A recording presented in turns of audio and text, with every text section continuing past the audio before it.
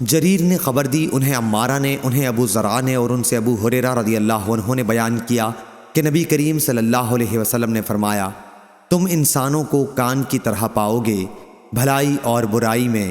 جو لوگ جاہلیت کے زمانے میں بہتر اور اچھی صفات کے مالک تھے، وہ اسلام لانے کے بعد بھی بہتر اور اچھی صفات والے ہیں، بشرطے کہ وہ دین کا علم بھی حاصل کریں، اور حکومت اور سرداری کے لائق اس کو پاؤ گے جو حکومت اور سرداری کو بہت ناپسند کرتا ہو۔ صحیح بخاری حدیث نمبر 3493۔ اور آدمیوں میں سب سے برا اس کو پاؤ گے جو دروخہ دوغلا ہو، ان لوگوں میں ایک منہ لے کر آئے، دوسروں میں دوسرا منہ۔ صحیح بخاری حدیث نمبر 3494۔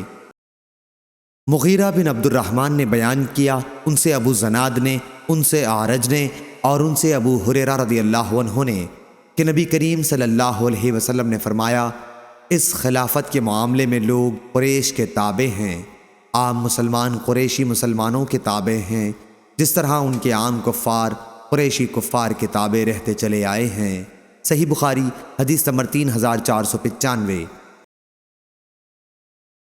اور انسانوں کی مثال کان کی طرح ہے، جو لوگ جاہلیت کے دور میں شریف تھے وہ اسلام لانے کے بعد بھی شریف ہیں، جبکہ انہوں نے دین کی سمجھ بھی حاصل کی ہو۔ تم دیکھو گے کہ بہترین اور لائق وہی ثابت ہوں گے جو خلافت و امارت کے عہدے کو بہت زیادہ ناپسند کرتے رہے ہوں، یہاں تک کہ وہ اس میں گرفتار ہو جائیں۔ صحیح بخاری حدیث نمبر 3496۔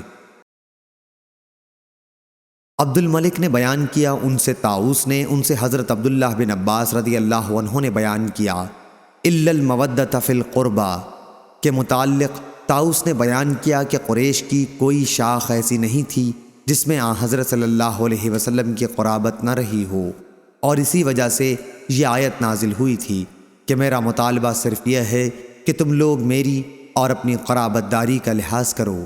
صحیح بخاری حدیث نمبر 3497۔